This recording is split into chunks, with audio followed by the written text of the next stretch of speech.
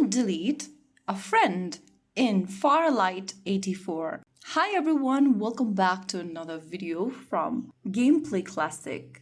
If you no longer want someone on your friend list, Farlight 84 allows you to remove them from your friend list.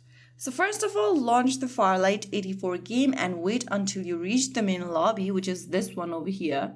After you're inside the lobby section, tap on the Friends tab on the top left and you'll be taken to the social overview page.